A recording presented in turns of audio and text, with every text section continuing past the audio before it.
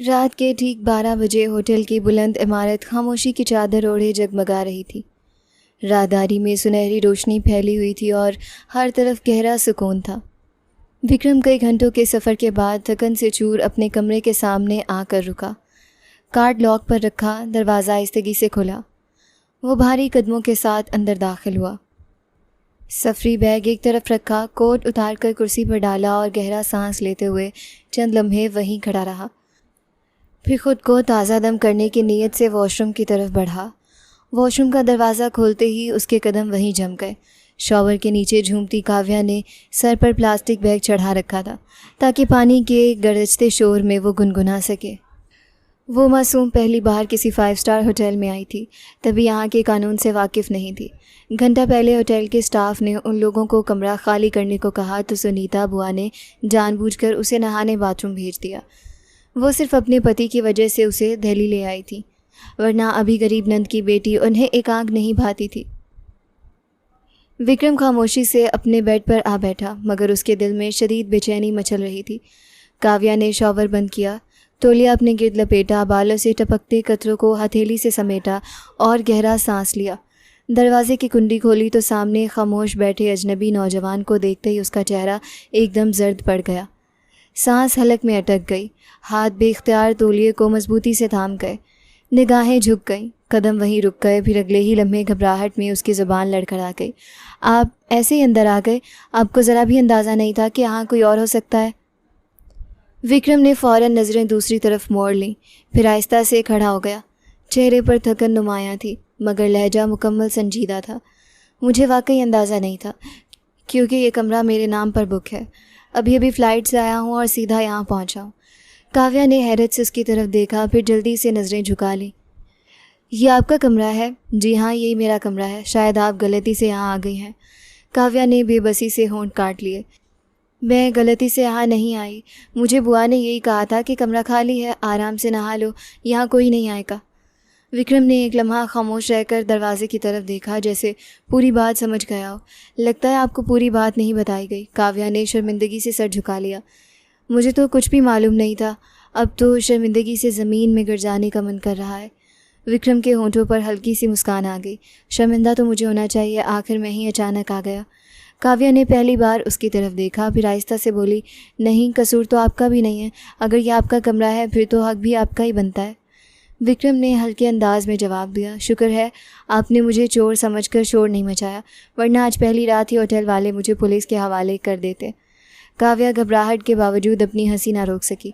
उसके होठों पर एक नन्ही सी मुस्कुराहट उभरी, फिर फ़ौरन संजीदा हो गई। मैं इतनी भी बहादुर नहीं हूँ, शोर मचाने से पहले शायद खुद ही बेहोश हो जाती। विक्रम ने नज़रें झुकाए हल्की सी मुस्कान दबा ली। अच्छा, अब आप आराम से कपड़े बदल लीजिए, मैं बाहर इंतज़ार कर लेता हूँ। मुझे मालूम नहीं था ये कमरा किसका है। मैं वाकई शर्मिंदा हूँ। इसमें आपकी कोई गलती नहीं है, बेफिक्र रहिए। विक्रम खामोशी से दरवाज़ा खोलकर बाहर राहदारी में आ खड़ा हुआ। रात की खामोश फ़िज़ा पूरे होटल पर छाई हुई थी। दूर कहीं लिफ्ट की हल्की सी आवाज़ सुनाई दे रही थी। वो दीवार से टेक लगाकर खड़ा रहा ताकि काव्या इत्मीनान से खुद को संभाल सके। चंद लम्हों बाद दरवाज़ा आहिस्ता से खुला। काव्या सादा लिबास में मलबूस थी। भीगे बाल कंधों पर बिखरे हुए थे और चेहरे पर घबराहट अभी तक बाकी थी। विक्रम ने सिर्फ एक मुख्तसर नज़र उसकी तरफ डाली, फिर खामोशी से अपना सफरी बैग उठा लिया। दोनों के दरमियान खामोशी का एक अजीब पर्दा हायल था, जिसे किसी ने भी तोड़ने की कोशिश ना की। काव्या वापस अपने शहर पहुंची तो शाम ढल चुकी थी। छोटा सा सरकारी क्वार्टर हमेशा की तरह सादा नज़र आ रहा था। सहन में रखे गमलों के फूल हल्की हवा के साथ झूम रहे थे। अंदर दाखिल होते ही उसने अपना बैग एक तरफ रखा, जूते उतारे और चारपाई पर बैठ गई। चेहरे पर सफ़र की थकन थी, मगर आंखों में दिल्ली की सैर की चमक अब भी बाकी थी। वो एक एक लम्हा बड़े शौक़ से अपनी माँ को सुनाने लगी। कभी समंदर का जिक्र करती, कभी ऊंची इमारतों का, तो कभी बड़े बड़े बाज़ारों का जिक्र करती। फिर होटल की शान और शौकत बयान करते हुए ख़ुद ही हैरान हो जाती। माँ, वहाँ सब कुछ कितना खूबसूरत था। इतने बड़े बड़े कमरे थे, इतनी रोशनियाँ थी, मुझे तो लग रहा था जैसे किसी फ़िल्म की दुनिया में आ गई हूँ। उसकी माँ मुस्कुराकर उसे देखती रही, फिर अचानक संजीदा हो गई। तेरे फूफा जी की ज़िद पर मैंने तुझे भेजा तो था, तूने कोई उल्टी सीधी हरकत तो नहीं की? नहीं माँ, ऐसा क्यों करूँगी? ये कहते कहते काव्या अचानक खामोश हो गई। दिल में जैसे किसी ने दस्तक दी हो। अगले ही लम्हे उसे वॉशरूम वाला मंजर याद आ गया। वो तो नहाने के लिए सीधी विक्रम के कमरे में चली गई थी। फिर उसके जहन में एक और ख्याल बिजली की तरह गूंज गया। दरवाज़ा तो शायद उसने बंद ही नहीं किया था।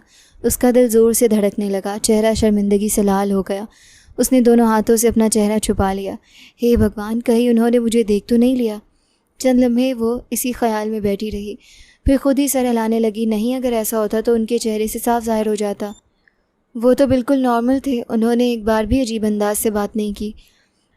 उसने गहरा सांस लिया, मगर दिल की धड़कन मामूल पर ना आ सकी। विक्रम की शाइस्तगी बार बार उसके जहन में गर्दिश करने लगी। दूसरी तरफ विक्रम अपने कमरे में खामोश बैठा था। सामने खुली किताब काफ़ी देर से इसे सफ़े पर रखी थी, मगर उसकी नज़रें एक लफ्ज़ भी ना पढ़ सकी। शॉवर के नीचे खड़ी काव्या का मासूम चेहरा बार बार उसकी यादों में उभर रहा था। वो ख़ुद को समझाने की कोशिश कर रहा था, मगर हर कोशिश नाकाम साबित हो रही थी। इसी दौरान ड्राइंग रूम में रामेश्वर जी ने अपनी पत्नी सुनीता जी की तरफ देखते हुए धीमे लहजे में बात शुरू की। काव्या बहुत प्यारी बच्ची है, मुझे तो बहुत पसंद आई। सुनीता जी ने बेजारी से रुख मोड़ा। इतनी भी कोई ख़ास नहीं है। ख़ास है तभी तो कह रहा हूँ, मैं उसे घर की बहू बनाना चाहता हूँ। सुनीता जी का चेहरा सख्त हो गया। आप शायद भूल रहे हैं हमारा मायार क्या है। वो लड़की हमारे ख़ानदान के बराबर नहीं है। इंसान की असल पहचान उसका किरदार होता है, दौलत नहीं। आप जिस बात में आकर फ़ैसला कर रहे हैं, मैं पूरा सोच समझ कर बात कर रहा हूँ। मेरा बेटा कभी भी ऐसी लड़की को पसंद नहीं करेगा। ये फ़ैसला तुम कैसे कर सकती हो? क्योंकि मैं अपने बेटे को जानती हूँ। फिर ठीक है, फ़ैसला विक्रम खुद करेगा। वो साफ इनकार करेगा। अगर विक्रम ने हाँ कह दी तो मुझे कोई एतराज़ बर्दाश्त नहीं होगा, और अगर उसने इनकार कर दिया फिर मैं उस पर किसी किस्म का दबाव नहीं डालूँगा। सुनीता जी ने इत्मीनान की सांस ली। उन्हें अपने यकीन पर ज़रा भी शक न था। उनके ख़याल में विक्रम कभी भी काव्या जैसा सादा गरीब लड़की को अपनी ज़िंदगी का हिस्सा बनाने पर आमादा नहीं होगा, जबकि उन्हें ये मालूम ना था कि किस्मत खामोशी से अपनी पहली चाल चल चुकी थी। अगली सुबह नाश्ते की मेज़ हमेशा की तरह खूबसूरती से सजी हुई थी। खिड़की से आती नरम धूप पूरे कमरे में फैल रही थी। नौकर खामोशी से नाश्ते की चीज़ें रख कर जा चुके थे। माहौल बिल्कुल मामूल के मुताबिक था। रात की तल्ख गुफ्तगू का ना कोई जिक्र था, ना ही दोनों पति पत्नी के दरमियान होने वाली बहस का कोई निशान दिखाई देता था। हर शख्स ऐसे बैठा था जैसे कुछ हुआ ही ना हो। विक्रम भी हस्बे मामूल पुरसुकून अंदाज में कुर्सी खींचकर बैठ गया। उसने प्लेट अपनी तरफ खींची, नाश्ते की तरफ हाथ बढ़ाया। तभी रामेश्वर जी ने नहायत सादा अंदाज में गुफ्तगू का आगाज़ किया। विक्रम, एक ज़रूरी बात करनी है। जी पापा, फरमाइए। कल तुम्हारी बुआ की भांजी हमारे साथ थी, काव्या नाम है उसका। तुमने देखा था उसे? जी देखा था। अगर इस रिश्ते के बारे में सोचा जाए तो तुम्हारी क्या राय है? विक्रम ने एक लम्हे के लिए खामोशी इख्तियार कर ली। चेहरा मुकम्मल संजीदा था, मगर दिल में एक ही चेहरा बार बार उभर रहा था। वही मासूम लड़की जो शॉवर के नीचे बेखबरी में गुनगुना रही थी, वही घबराई हुई आंखें, वही शर्मिंदगी, वही सादगी। उसने पूरी रात इसी के बारे में सोचते गुजारी थी। इसके बावजूद उसने अपने तासुरात चेहरे पर जाहिर ना होने दिए। सुनीता जी खामोशी से बेटे का चेहरा देख रही थी। उन्हें पूरा यकीन था अगला लफ्ज़ इनकार होगा। मैं शाम तक सोचकर बता दूंगा। रामेश्वर जी ने मुस्कुराकर सर हिला दिया। जितना वक्त चाहिए ले लो। ठीक है पापा। नाश्ता ख़त्म हो गया। विक्रम अपने ऑफिस चला गया। रामेश्वर जी के दिल में अजीब सा इत्मीनान था। उन्हें यकीन था उनका बेटा दिल की आवाज़ सुनेगा। दूसरी तरफ सुनीता जी मुतमईन थी। उन्हें लग रहा था शाम तक विक्रम साफ इनकार कर देगा। उनके ख़याल में काव्या जैसी सादा लड़की विक्रम के मायार के इंतखाब कभी नहीं बन सकती थी। पूरा दिन गुजर गया। शाम ढलने लगी। सूरज की आखिरी किरणें लॉन में बिखर रही थी। विक्रम वापस घर आया। हमेशा की तरह पुरसुकून अंदाज में अंदर दाखिल हुआ। रामेश्वर जी पहले ही ड्राइंग रूम में उसका इंतज़ार कर रहे थे। सुनीता जी भी वहीं मौजूद थीं। दोनों की नज़रें एक साथ विक्रम पर जम गई। रामेश्वर जी ने मुस्कुराते हुए बात शुरू की। तो बेटा, सोच लिया? विक्रम ने चंद लम्हे खामोश रहकर दोनों को देखा, फिर निहायत संजीदा लहजे में जवाब दिया, जी सोच लिया। सुनीता जी के लिप्स पर हल्की सी उम्मीद भरी मुस्कान आ गई। फिर क्या फ़ैसला किया? विक्रम ने बगैर किसी झिझक के अपना जवाब दे दिया। अगर काव्या की रजामंदी हो तो मुझे ये रिश्ता कबूल है। मैं उससे शादी करने के लिए तैयार हूँ। कमरे में चंद लम्हों के लिए मुकम्मल खामोशी छाई रही। रामेश्वर जी के चेहरे पर खुशी साफ दिखाई देने लगी, जबकि सुनीता जी के चेहरे की मुस्कान एक ही लम्हे में मांद पड़ गई। उन्हें यकीन ही नहीं आ रहा था कि जिस जवाब की उन्हें सबसे कम इम्कान था वही हकीकत बन चुका था। रामेश्वर जी ने इत्मीनान से बेटे के कंधे पर हाथ रखा। मुझे तुम्हारे फ़ैसले पर खुशी है। सुनीता जी खामोश बैठी रहीं। उनके दिल में बेशुमार एतराज़ मौजूद थे, मगर अब वो जान चुकी थी कि फ़ैसला हो चुका था। अब अगला कदम काव्या के घर जाना था। विक्रम के फैसले के बाद ड्राइंग रूम में चंद लम्हों तक खामोशी छाई रही। रामेश्वर जी के चेहरे पर इत्मीनान नुमाया था, जबकि सुनीता जी खामोश बैठी सामने फ़र्श को देखती रहीं। उन्हें इस फैसले से खुशी नहीं हुई थी, मगर वो एक बावकार ख़ानदानी औरत थी। उन्हें अच्छी तरह मालूम था कि जब बात एक असूल के मुताबिक तय हो जाए, फिर बार बार उस पर झगड़ा करना मुनासिब नहीं होता। उन्होंने आहिस्ता से गहरा सांस लिया, फिर कुर्सी की पुश्त से टेक लगा ली। मैंने अपनी बात पहले भी कही थी, आज भी वही कहूँगी। रामेश्वर जी ने मुस्कुराते हुए इनकी तरफ देखा। कहिए, लड़की बुरी नहीं है, खूबसूरत भी है, शक्लो सूरत में भी कोई कमी नहीं है, मगर उसकी ग्रूमिंग करनी पड़ेगी। उसे हमारे घर के तौर तरीके सीखने होंगे, लोगों से मिलना जुलना, उठना बैठना, सब कुछ समझना पड़ेगा। रामेश्वर जी के चेहरे पर मुस्कान गहरी हो गई। वो सब तुम सिखा देना, आखिर वो तुम्हारी बहू होगी। सुनीता जी ने संजीदगी से सर हिलाया। मैं उसे अपने तरीके से तैयार करूँगी, फिर कोई ये नहीं कहेगा कि रामेश्वर जी के घर की बहू को आदाब भी नहीं आते। मुझे इसी बात का यकीन था। तुम दिल की बुरी नहीं हो। दिल की बुरी नहीं हूँ, मगर हर बात में मायार देखती हूँ। मायार सिर्फ लिबास से नहीं, किरदार से भी बनता है। किरदार अपनी जगह अहम है, घर का वक़ार भी अपनी जगह अहम होता है। मुझे यकीन है काव्या दोनों चीज़ें निभा लेगी। सुनीता जी ने खामोशी से नज़रें झुका लीं। उनके दिल में अब भी मुकम्मल रज़ामंदी पैदा नहीं हुई थी, मगर बेटे के फ़ैसले के बाद उन्होंने ख़ुद को इस हकीकत के लिए तैयार करना शुरू कर दिया था। रामेश्वर जी ने इत्मीनान भरे अंदाज में सोफ़े से उठते हुए कहा, अब बेहतर यही है कि जल्दी से उन लोगों के घर चलते हैं। रस्मी तौर पर रिश्ता मांगते हैं, बाकी बाद में बातें होती रहेंगी। सुनीता जी ने मुख्तसर से सर हिला दिया। ठीक है, अब जब फ़ैसला हो ही गया है तो फिर ये काम भी अच्छे तरीके से होना चाहिए। रामेश्वर जी मुस्कुराए। उन्हें मालूम था कि सुनीता जी ने दिल से नहीं, मगर ख़ानदान की इज़्ज़त की खातिर इस रिश्ते को कबूल कर लिया था। अब इस घर में एक नई कहानी शुरू होने वाली थी। रामेश्वर जी अगले ही दिन सुबह सुनीता जी के साथ लेकर काव्या के घर पहुंच गए। छोटा सा क्वार्टर हमेशा की तरह साफ़ सुथरा था। सहन में चंद गमले रखे हुए थे और दरवाजे के करीब पुरानी सी चारपाई बिछी हुई थी। काव्या की माँ ने दोनों को इज़्ज़त के साथ अंदर बिठाया, पानी पेश किया, फिर खामोशी से उनके सामने बैठ गईं। उनकी नज़रें बार बार उस खूबसूरत शगुन की ट्रे पर जा रही थीं जिसे सुनीता जी अपने साथ लाई थी। दिल ही दिल में वो समझ चुकी थी कि आज ये लोग किसी ख़ास मकसद से आए हैं। कुछ रस्मी गुफ्तगू के बाद रामेश्वर जी ने मुस्कुराते हुए असल बात छेड़ दी। बुआ जी, हम एक ख्वाहिश लेकर आए हैं। अगर आप मुनासिब समझें तो हम काव्या का रिश्ता अपने बेटे विक्रम के लिए मांगना चाहते हैं। ये सुनते ही काव्या की माँ चंद लम्हे खामोश रही। उनके चेहरे पर ना खुशी आई, ना हैरत, सिर्फ गहरी संजीदगी उतर आई। उन्होंने आहिस्ता से सर झुका लिया, फिर धीमे लहजे में जवाब दिया, मुझे माफ़ कर दीजिएगा, ये रिश्ता मैं नहीं दे सकती। रामेश्वर जी चंद लम्हे उन्हें देखते रहे। अगर बुरा ना माने तो वजह जान सकता हूँ? वजह सिर्फ एक है, मेरी बेटी आपके घर में नहीं रह पाएगी। आपने ऐसा क्यों सोच लिया? क्योंकि मैं अपनी बेटी को जानती हूँ, अपनी भाभी को भी जानती हूँ, उनका मिजाज भी जानती हूँ। मुझे डर है आज सब कुछ अच्छा लग रहा है, कल को अगर हालात बदल गए फिर मेरी बच्ची कहाँ जाएगी? रामेश्वर जी ने तहम्मुल से बात जारी रखी। हर घर में छोटी बड़ी बातें तो होती रहती हैं। मैं आम बातों से नहीं डरती, मैं उस दिन से डरती हूँ जब मेरी बेटी खामोशी से आंसू पी रही होगी। फिर मुझे मालूम होगा कि मैंने खुद उसे इस रास्ते पर भेजा था। रामेश्वर जी ने नरमी से कहा, मैं वादा करता हूँ उसके साथ कभी नाइंसाफ़ी नहीं होगी। आप पर मुझे यकीन है, मगर हर वक्त आप साथ तो नहीं होंगे। कमरे में खामोशी छाई रही। सुनीता जी ने हल्की सी मुस्कान छुपाते हुए रामेश्वर जी की तरफ देखा। रहने दीजिए, जब उनका दिल ही नहीं मान रहा तो फिर ज़बरदस्ती कैसी? रामेश्वर जी ने एक बार फिर समझाने की कोशिश की। कम से कम एक बार सोच लीजिए। मैं सोच चुकी हूँ, मेरी बेटी की खुशी मेरे लिए सबसे बढ़कर है। अगर बाद में कोई मसला बना फिर मैं ख़ुद को कभी माफ़ नहीं कर सकूँगी। रामेश्वर जी ने मज़ीद इसरार मुनासिब न समझा। वो खामोशी से उठ खड़े हुए, शगुन की ट्रे वापस उठाई। सुनीता जी भी उनके साथ बाहर निकल आईं। घर वापस जाते हुए गाड़ी में मुकम्मल खामोशी रही। सुनीता जी के दिल में अजीब सा इत्मीनान था, जबकि रामेश्वर जी बार बार एक ही बात सोच रहे थे कि एक माँ ने इनकार रिश्ते को नहीं किया, अपनी बेटी के भविष्य के खौफ को किया है। उधर काव्या को भी कुछ देर बाद मालूम हो गया कि उसके लिए विक्रम का रिश्ता आया था, मगर उसकी माँ ने साफ इनकार कर दिया। उसने हैरत से अपनी माँ को देखा, मगर कोई सवाल ना किया। उसे अपनी माँ पर मुकम्मल एतमाद था। उसने सिर्फ इतना सोचा कि शायद यही बेहतर होगा।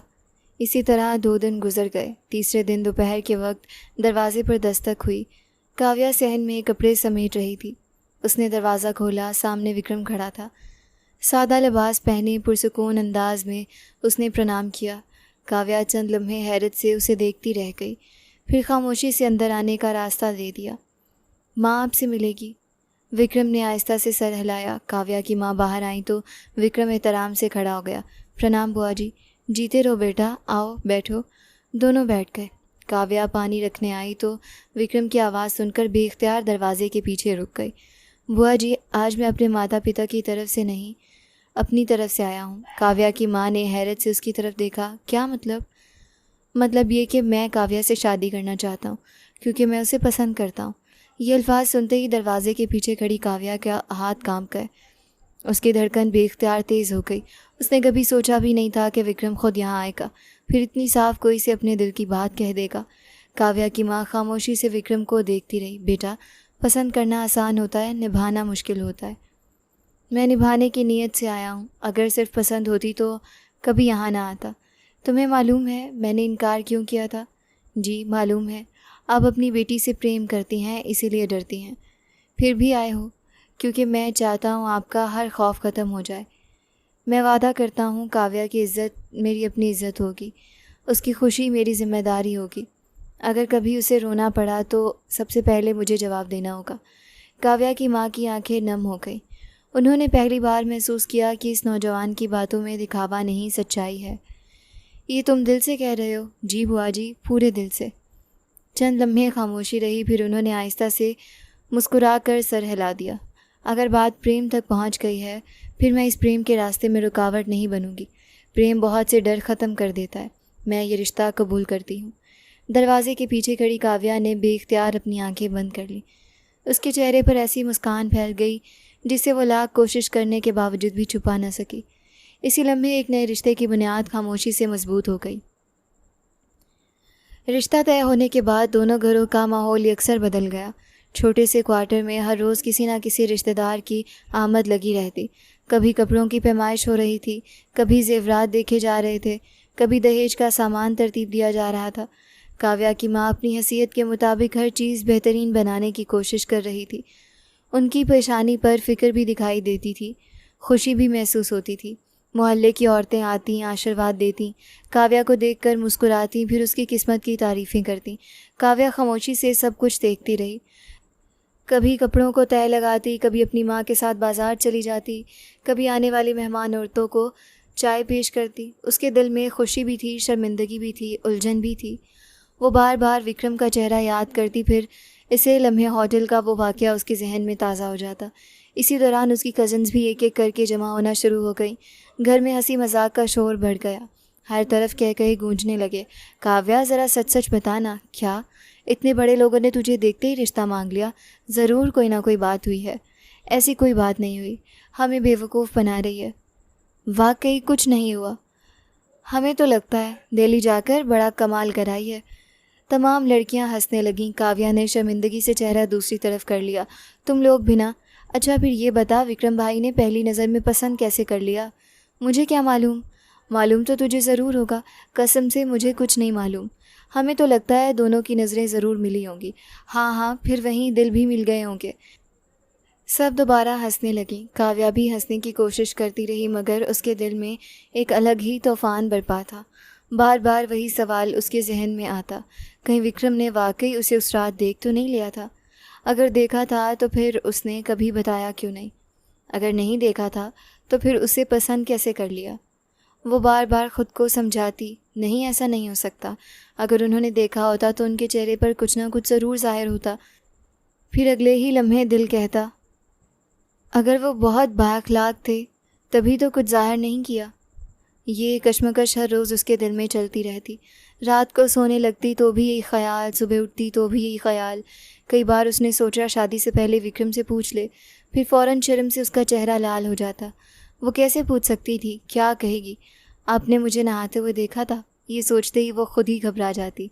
उधर विक्रम के घर में भी तैयारियां ज़ोरों शोर से जारी थी। रामेश्वर जी हर काम खुशदिली से कर रहे थे।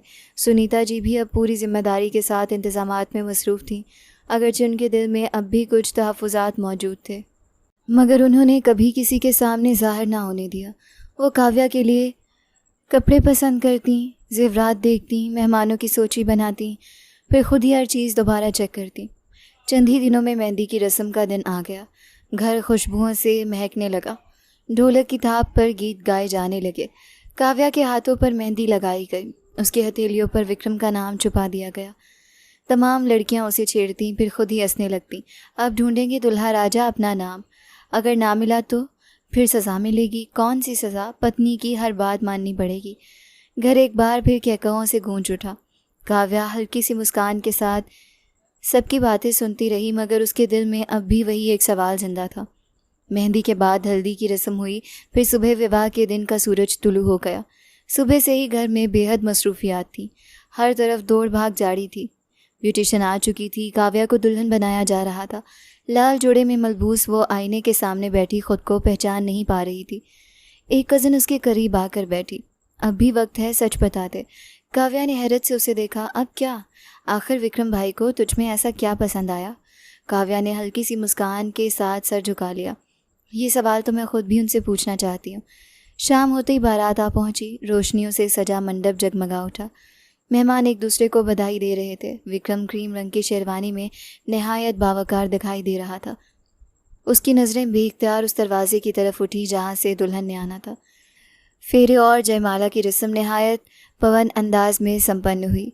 पंडित जी का मंत्र गूंजे तो दोनों खानदानों के चेहरों पर खुशी फैल गई। आशीर्वाद दिया गया। बधाइयों का सिलसिला शुरू हो गया। कुछ देर बाद विदाई का वक्त आ गया। काव्या ने नम आंखों से अपनी माँ को गले लगाया, उनके चरण स्पर्श किए, आशीर्वाद लिया, फिर आहिस्ता आहिस्ता गाड़ी की तरफ बढ़ गई। विक्रम ने खामोशी से गाड़ी का दरवाज़ा खोला।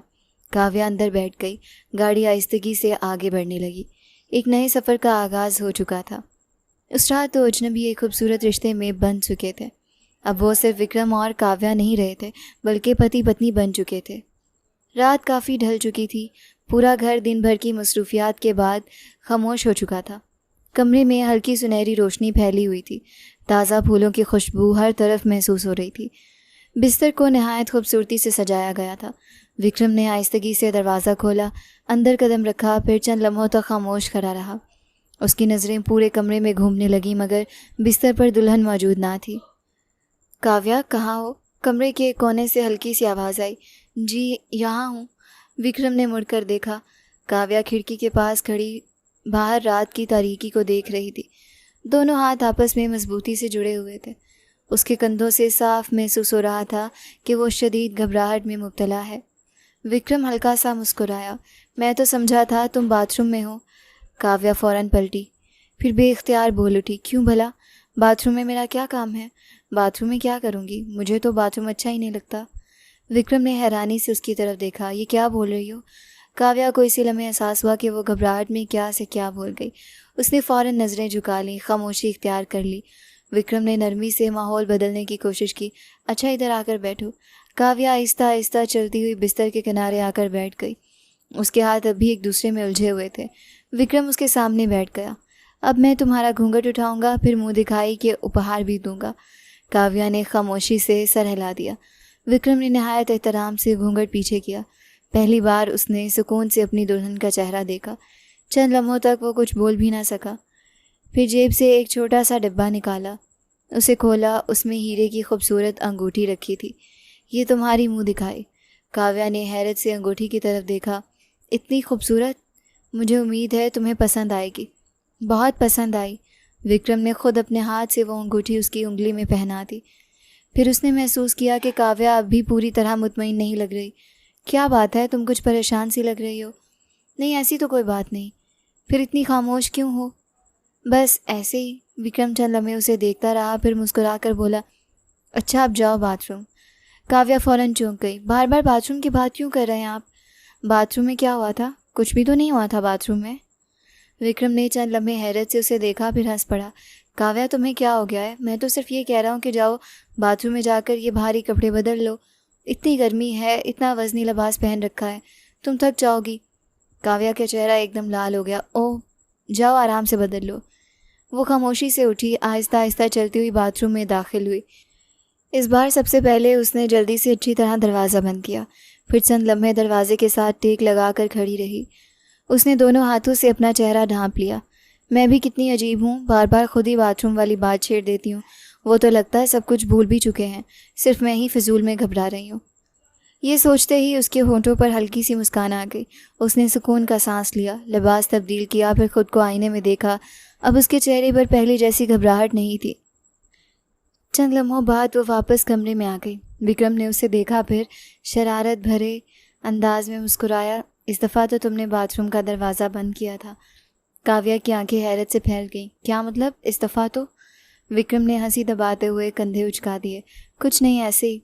काव्या चंद लम्हे उसे देखती रही, फिर उसे अचानक एहसास हुआ कि शायद वो उसे छेड़ रहा है। उसने शर्मिंदगी से नज़रें झुका ली। विक्रम ने मज़ीद कुछ ना कहा, ना उस पर कोई और टिप्पणी की, ना उसे मज़ीद शर्मिंदा किया। आज का दिन बहुत लंबा था, तुम यकीनन बहुत थक गई होगी। जी थोड़ी। फिर अब आराम करो, बाकी बात कल करेंगे।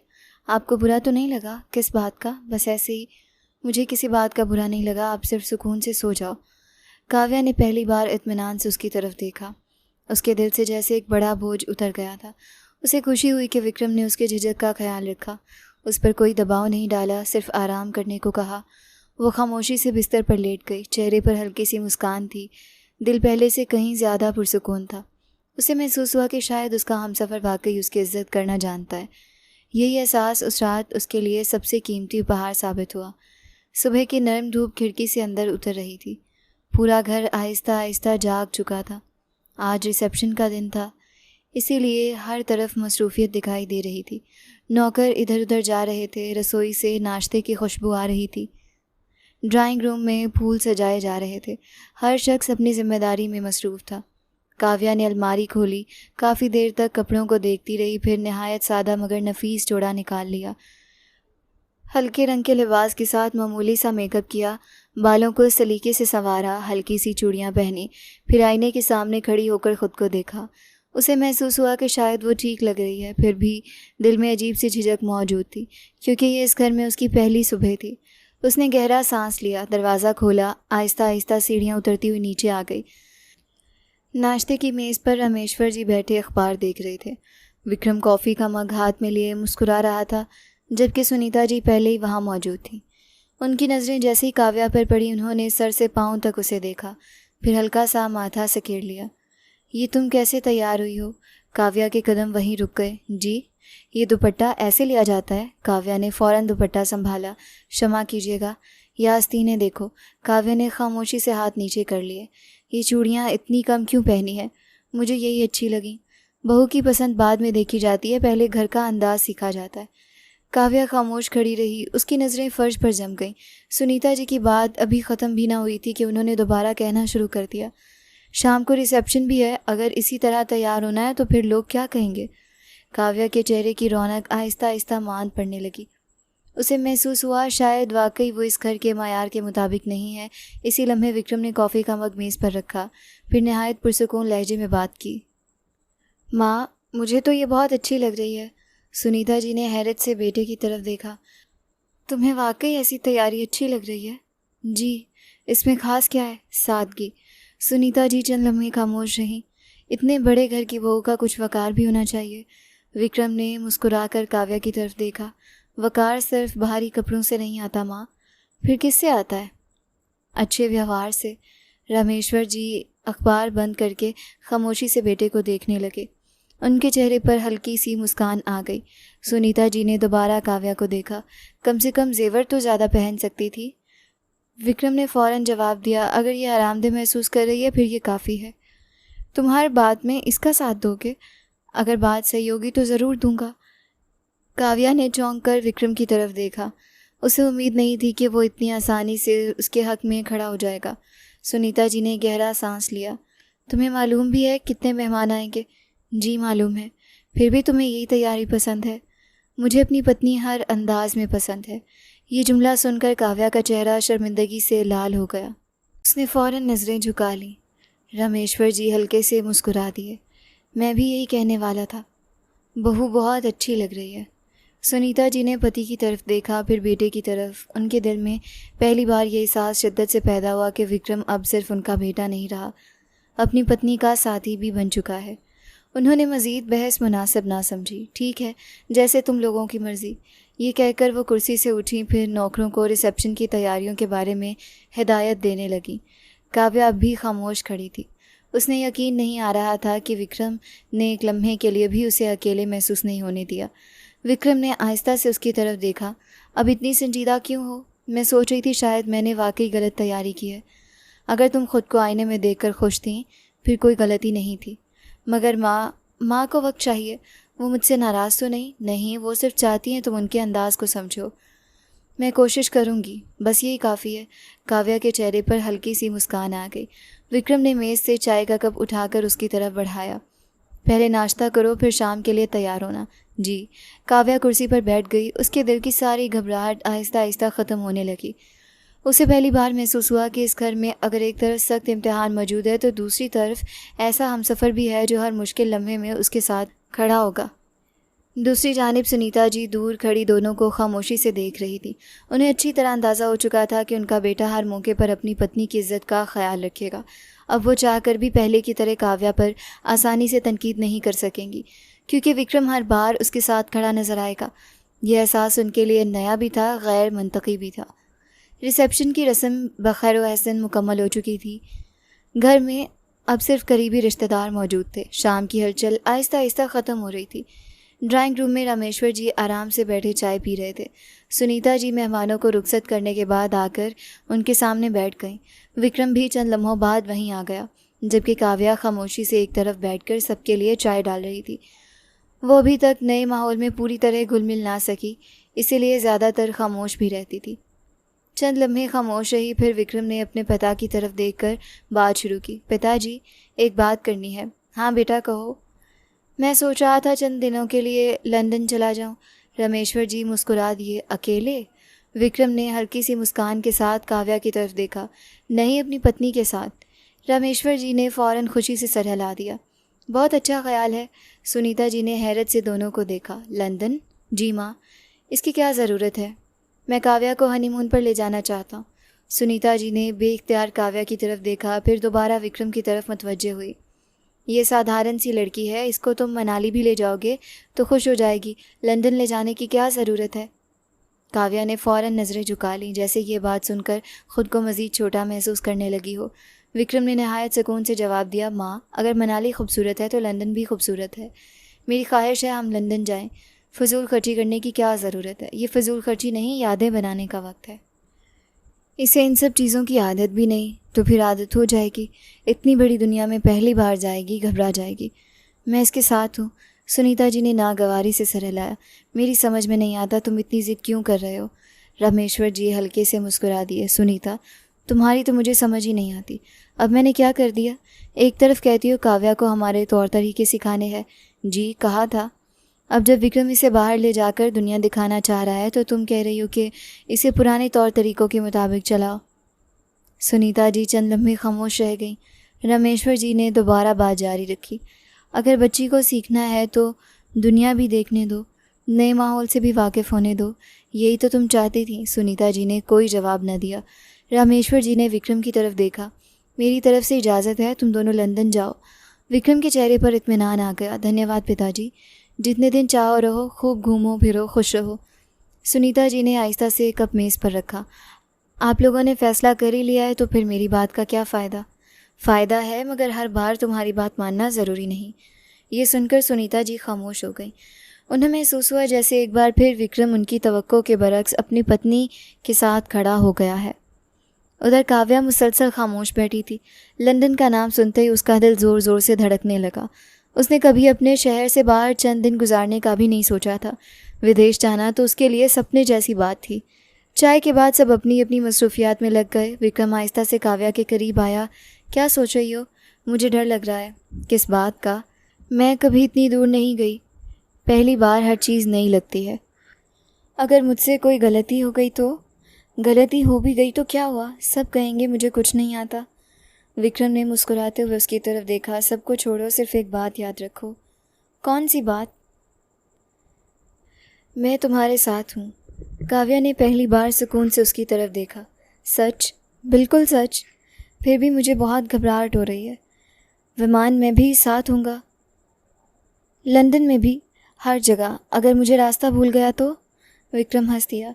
फिर मैं ढूंढ लूँगा। काव्या के चेहरे पर बेइख्तियार मुस्कान आ गई।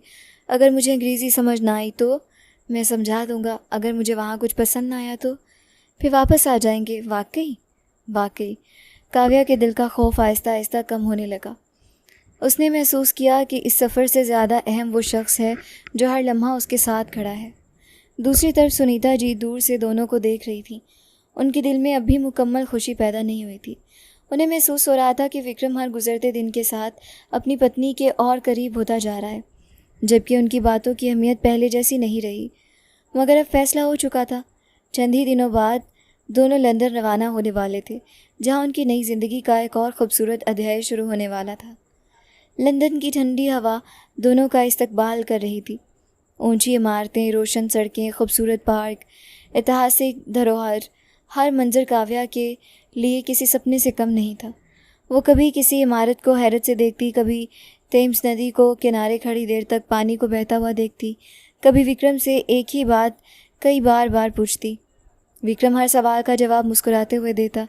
उसकी हर हैरत, उसकी खुशी को खामोशी से महसूस करता। पूरा दिन घूमते फिरते गुजर गया। शाम ढली तो शहर की रोशनियां पहले से भी ज़्यादा दिलकश लगने लगीं। दोनों ने एक खूबसूरत रेस्टोरेंट में खाना खाया, फिर कुछ देर खामोशी से सड़कों पर चलते रहे। काव्या की आंखों में बचपन जैसी खुशी थी। ये शहर वाकई इतना खूबसूरत है जितना लोग कहते हैं। अभी तो बहुत कुछ देखना बाकी है। मुझे तो लगता है 1 महीना भी कम पड़ जाएगा, फिर दोबारा आ जाएंगे। काव्या बेइख्तियार हंसती। हर बात का जवाब आपके पास होता है, क्योंकि तुम हर बात पूछती बहुत हो। दोनों हंसते हुए होटल वापस आ गए। कमरे में दाखिल होते ही काव्या ने गहरा सांस लिया। पूरा दिन घूमने की वजह से वो बुरी तरह थक चुकी थी। वो खिड़की के करीब जाकर खड़ी हो गई। बाहर पूरा लंदन रोशनियों में नहाया हुआ था। विक्रम चंद लम्हे खामोशी से उसे देखता रहा, फिर आहिस्ता आहिस्ता उसके करीब आया। क्या सोच रही हो? बस यही कि ज़िंदगी में कभी नहीं सोचा था मैं यहाँ आऊँगी। अब तो आ गई हो। काव्या ने मुस्कुराकर सर हिला दिया। विक्रम ने नरमी से उसका हाथ थाम लिया। काव्या ने झिझकते हुए नज़रें झुका लीं। क्या हुआ? मुझसे शर्मा रही हो? काव्या के लबों पर हल्की सी मुस्कान आ गई। पता नहीं, इस रिश्ते से खुश नहीं हो? काव्या ने फ़ौरन सर उठाया। नहीं, ऐसी बात तो नहीं है, मैं बहुत खुश हूँ। फिर इतनी शर्मिंदगी क्यों? काव्या कोई जवाब न दे सकी। विक्रम हल्के से मुस्कुराया। जिन लड़कियों के कंधे पर तिल होता है वो तो अपने पति से नहीं शर्माती। काव्या ने बेख्तियार जवाब दिया। हाँ, मेरे कंधे पर तिल है। अगले ही लम्हे उसकी आवाज़ रुक गई। आंखें हैरत से फैल गईं। वो चंद लम्हे विक्रम को देखती रही। 1 मिनट। विक्रम ने मासूम बनने की कोशिश की। क्या हुआ? आपको कैसे पता? विक्रम की मुस्कान गहरी हो गई। अच्छा, वाकई तुम भूल गई हो? काव्या ने घबराकर दोनों हाथ अपने चेहरे पर रख लिए। आपको कैसे पता चला? अगर तुम उस दिन बाथरूम का दरवाज़ा बंद करके न आती तो शायद मुझे कभी भी पता न चलता। काव्या ने शर्मिंदगी से आंखें बंद कर लीं। हे भगवान! वो चंद कदम पीछे हट गई। चेहरा मुकम्मल लाल हो चुका था। मुझे पहले ही शक था। विक्रम अब भी मुस्कुरा रहा था। इतनी घबरा क्यों रही हो? उस वक्त आप मेरे पति तो नहीं थे। ये बात ठीक है। काव्या ने शर्मिंदगी से नज़रें झुका लीं। इसीलिए मुझे बहुत अजीब लग रहा है। विक्रम ने नहायत नरमी से जवाब दिया। फिर उस वक्त तुम्हें दरवाज़ा बंद करने का ख्याल रखना चाहिए था। काव्या ने होंठ काट लिए। मैं वाकई बहुत बेवकूफ़ थी। शायद आप मेरा मजाक उड़ा रहे हैं? नहीं। फिर हंस क्यों रहे हैं? क्योंकि तुम बहुत मासूम हो। काव्या खामोश रही। विक्रम ने उसकी तरफ देखते हुए मुस्कुरा कर कहा, वैसे एक बात बताऊं? क्या? तुम्हारे इसी एक दिल ने मुझे काफ़ी दिनों तक परेशान महसूस करवाया। काव्या ने हैरत से उसकी तरफ देखा। वाकई? वाकई। फिर भी आपने कभी कुछ ज़ाहिर नहीं किया? ज़रूरत नहीं थी। मैं तो हर वक्त यही सोच रही थी आपने देखा भी था या नहीं। अब जवाब मिल गया। काव्या ने शर्मिंदगी से सर हिलाया। मिल गया। विक्रम ने उसका हाथ दोबारा अपने हाथ में ले लिया। अब ये सब पुरानी बातें भूल जाओ। कोशिश करूँगी।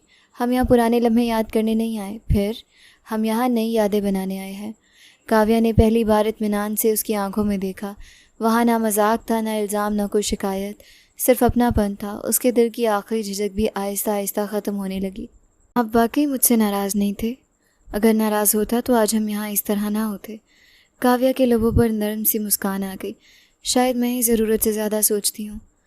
अब सोचना कम करो, कोशिश करूँगी। बस इतना काफ़ी है। कमरे की खिड़की से बाहर लंदन की रोशनियाँ पहले की तरह जगमगा रही थी। अंदर दो अजनबी दिल अब आहिस्ता आहिस्ता एक दूसरे को समझने लगे थे। आत्मरक्षक विश्वास की पहली मजबूत डोर बन चुकी थी। नई जिंदगी की इब्तिदा प्रेम, आदर और मुस्कान भरे लम्हों के साथ खामोशी से आगे बढ़ने लगी। अगली सुबह लंदन की हल्की सी बारिश ने पूरे शहर को और भी दिलकश बना दिया। होटल की खिड़की से बाहर बादल बहुत नीचे महसूस हो रहे थे। सड़कों पर लोग छतरियाँ लिए अपनी अपनी मंजिल की तरफ जा रहे थे। काव्या खिड़की के पास खड़ी ये सब देख रही थी। उसके चेहरे पर बच्चों जैसी खुशी थी। विक्रम 2 कप कॉफ़ी लेकर उसके करीब आया। पूरी सुबह से बाहर ही देख रही हो? यहाँ की बारिश भी कितनी खूबसूरत है। बारिश खूबसूरत है या तुम्हारा इसे देखने का अंदाज़? काव्या हल्का सा मुस्कुरा दी। आप हर बात को मेरी तरफ क्यों ले आते हैं? क्योंकि मेरी हर बात अब तुमसे शुरू होती है। काव्या ने नज़रें झुका ली। ये बात आप पहले भी करते थे। पहले मौका ही कहाँ मिला था। दोनों हंस पड़े। नाश्ता करने के बाद वो शहर की सैर के लिए निकल गए। कभी किसी ऐतिहासिक धरोहर के सामने रुक जाते, कभी किसी पार्क में बैठ जाते, कभी छोटी छोटी दुकानों में जाकर चीज़ें देखने लगते। काव्या हर नई चीज़ पर हैरान होती। विक्रम खामोशी से उसकी खुशी देखता रहता। एक पार्क में रंग बिरंगे फूलों के बीच लकड़ी की एक बेंच खाली पड़ी थी। दोनों वहां जाकर बैठ गए। ठंडी हवा मुसलसल चल रही थी। आप हमेशा इतने खामोश रहते हैं, सबके सामने, मेरे सामने भी। तुम्हारे सामने तो पहले से ज़्यादा बोलने लगा हूँ। ये बात तो है, विक्रम ने मुस्कुराते हुए पूछा। तुम्हें मेरी कौन सी आदत सबसे अच्छी लगती है? काव्या चंद लम्हे सोचती रही। आप गुस्सा नहीं करते? अभी मौका ही नहीं मिला। मतलब बाद में करेंगे। अगर तुम बहुत ज़्यादा तंग करोगी तो शायद। काव्या ने बनावटी नाराज़गी से मुंह बना लिया। फिर तो मैं आज से ही तंग करना शुरू कर देती हूँ। अच्छा, फिर सज़ा भी तैयार रखना। कौन सी सज़ा? पूरा दिन मेरी बातें सुननी पड़ेंगी। ये तो सज़ा नहीं। फिर क्या है? मुझे तो अच्छी लगेंगी। विक्रम उसे देखकर मुस्कुरा दिया। शाम के वक्त दोनों थेम्स नदी के किनारे चहलकदमी कर रहे थे। पानी पर चलती नावें दूर से बहुत खूबसूरत दिखाई दे रही थी। काव्या ने आहिस्ता से कहा, एक बात पूछूं? पूछो। आपने मुझ में आखिर ऐसा क्या देखा था? विक्रम चंद लम्हे खामोश रहा। तुम्हारी सादगी। सिर्फ सादगी? सादगी के साथ तुम्हारा दिल। आपने मेरा दिल कब देखा? इंसान की बातों से भी दिल नज़र आ जाता है। काव्या खामोश हो गई। मैं तो सोचती थी आप जैसे इंसान मेरी तरफ कभी देखेंगे भी नहीं। मैं भी यही सोचता था कि तुम जैसी लड़की शायद कभी मेरी ज़िंदगी में नहीं आएगी। फिर भगवान ने मिला दिया। हाँ, काव्या ने आसमान की तरफ देखा। ईश्वर वाकई बहुत खूबसूरत फैसले करते हैं। बिल्कुल। चलते चलते एक छोटी सी दुकान के सामने विक्रम रुक गया। वहाँ हाथ से बनी हुई छोटी छोटी यादगार चीज़ें रखी थी। जो पसंद हो ले लो। मुझे कुछ नहीं चाहिए। ये जवाब हर औरत क्यों देती है? क्योंकि वाकई कुछ नहीं चाहिए। फिर भी काव्या ने काफ़ी देर चीज़ें देखी। फिर एक छोटा सा म्यूज़िक बॉक्स उठा लिया। ये अच्छा है। बस? जी, मैं समझ आया था पूरी दुकान खरीद लोगी। मैं इतनी फजूल खर्च नहीं हूँ। ये अच्छी बात है। वापसी पर दोनों एक कैफ़े में बैठ गए। विक्रम ने अचानक पूछा, अगर मैं इतना अमीर ना होता फिर भी शादी करती? काव्या ने फ़ौरन जवाब दिया, अगर आप यही होते तो ज़रूर करती। यानी? मुझे दौलत से ज़्यादा इंसान पसंद आया। विक्रम चंद लम्हे उसे देखता रहा। तुम जानती हो ये मेरी ज़िंदगी का सबसे खूबसूरत जवाब है। काव्या शर्मा कर मुस्कुरा दी। रात को वापस होटल पहुँचे तो दोनों काफ़ी थक चुके थे। काव्या सोफ़े पर बैठती ही बोली, आज तो लगता है मैं चलते चलते सो जाऊँगी।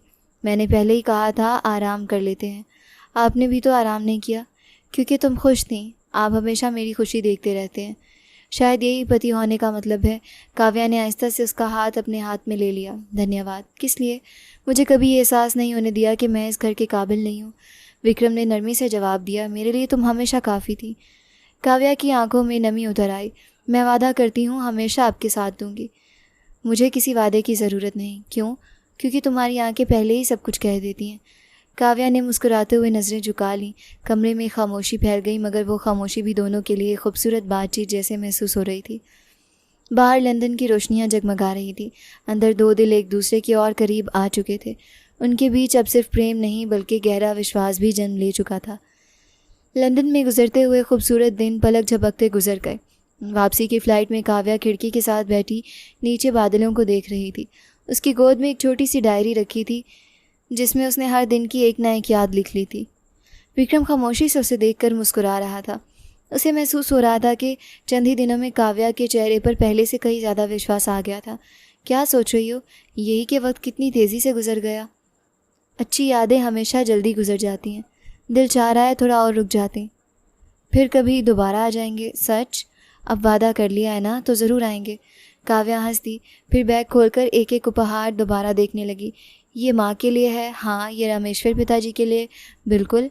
ये सुनीता माँ जी के लिए, विक्रम ने मुस्कुराते हुए पूछा।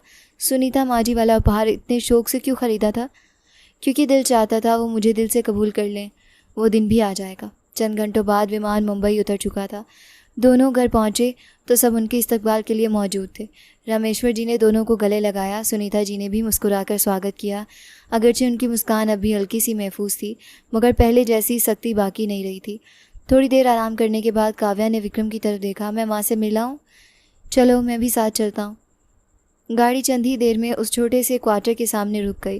काव्या ने दरवाज़ा खटखटाया। अंदर से उसकी माँ ने दरवाज़ा खोला। सामने बेटी को देखते ही उनकी आंखें भर आईं। मेरी बच्ची। काव्या लपक कर उनसे लिपट गई। माँ, मैं आपको बहुत याद करती रही। मैं भी हर रोज़ तेरे लिए प्रार्थना करती रही।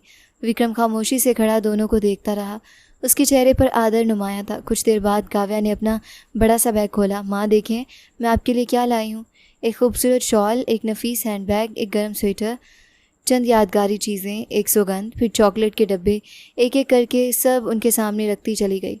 काव्या की माँ हैरत से उसे देखती रह गई। इतना सब कुछ? ये भी कम है। मुझे कुछ नहीं चाहिए था।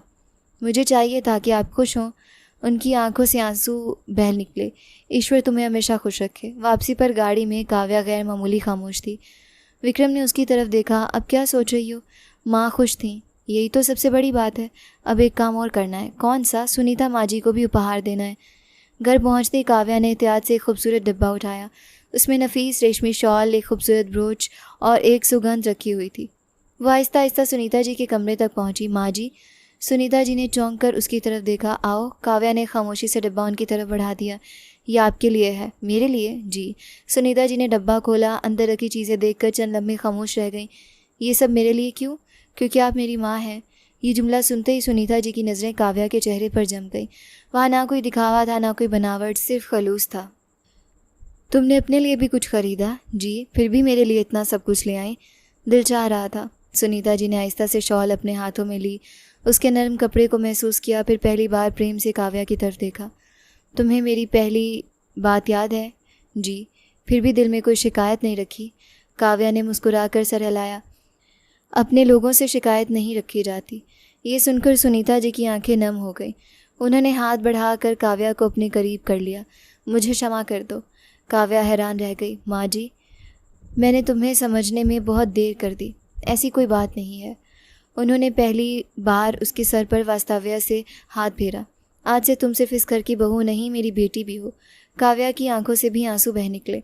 उसने झुककर सुनीता जी के चरण स्पर्श किए। इसी लम्हे रामेश्वर जी दरवाजे पर आ खड़े हुए। दोनों को इस तरह देखकर उनके चेहरे पर खुशी फैल गई। आखिरकार मेरी दोनों ज़िद्दी औरतों की सुलह हो ही गई। कमरे में हल्की सी हंसी गूंज उठी। सुनीता जी ने मुस्कुराते हुए कहा, आप ठीक कहते हैं, इंसान की असल खूबसूरती उसके चरित्र में होती है। रामेश्वर जी ने गर्व से काव्या की तरफ देखा। मैंने पहली नज़र में पहचान लिया था। विक्रम भी कमरे में दाखिल हुआ। सामने का मंजर देखकर उसके लबों पर इत्मीनान भरी मुस्कान आ गई। लगता है मैं देर से आया हूँ। सुनीता जी ने बेटे की तरफ देखा। नहीं, तुम वक्त पर आए हो। उन्होंने काव्या का हाथ पकड़ा, फिर विक्रम के हाथ में रख दिया। तुमने बहुत अच्छा चुनाव किया। विक्रम ने प्रेम से काव्या की तरफ देखा। मैं जानता था एक दिन आप ज़रूर ऐसा कहेंगी। उस रात पूरा परिवार एक ही थाली पर बैठा खाना खा रहा था। हंसी मजाक हो रहा था। काव्या पहले की तरह खामोश नहीं थी। वो सबके साथ बातचीत कर रही थी। कभी रामेश्वर जी हंस पड़ते, कभी सुनीता जी खुद इसे खाना बढ़ा देती, कभी विक्रम उसे छेड़ देता। खाने के बाद सब लॉन में बैठ गए। ठंडी हवा चल रही थी। आसमान पर बेशुमार तारे चमक रहे थे। काव्या ने आसमान की तरफ देखकर दिल ही दिल में भगवान का धन्यवाद किया। चंद माह पहले वो एक छोटे से क्वार्टर में बैठकर ये सोच भी नहीं सकती थी कि किस्मत उसके लिए इतनी खूबसूरत कहानी लिख चुकी है। विक्रम ने आहिस्ता से उसका हाथ थाम लिया। खुश हो? बहुत ज़्यादा। अब कोई डर बाकी है? नहीं। कोई शिकायत? बिल्कुल नहीं। फिर यही मुस्कान हमेशा कायम रखना। आप साथ रहेंगे तो कभी ख़त्म नहीं होगी। विक्रम ने मुस्कुराकर उसकी बात सुन ली। लॉन में बैठा पूरा परिवार एक दूसरे के साथ हंस रहा था। दिलों की दूरियां ख़त्म हो चुकी थी, रिश्ते प्रेम से मजबूत हो चुके थे। सुनीता जी ने बहू को कभी कबूल नहीं किया था, आज उसी के सर पर ममता से हाथ रखा हुआ था। रामेश्वर जी की ख्वाहिश पूरी हो चुकी थी। विक्रम को अपनी ज़िंदगी की बेहतरीन हमसफ़र मिल चुकी थी। काव्या को सिर्फ एक पति नहीं बल्कि एक घर, एक परिवार, एक माँ, एक पिता भी मिल गए थे। कभी कभी ज़िंदगी की सबसे खूबसूरत कहानियाँ किसी बड़ी योजना से नहीं बल्कि एक अचानक मिले लम्हे से शुरू होती हैं। फिर सच्चाई, आदर, विश्वास और प्रेम इन लम्हों को हमेशा के लिए यादगार बना देते हैं। यही प्रेम की असल खूबसूरती है, यही एक कुशल रिश्ते की बुनियाद है।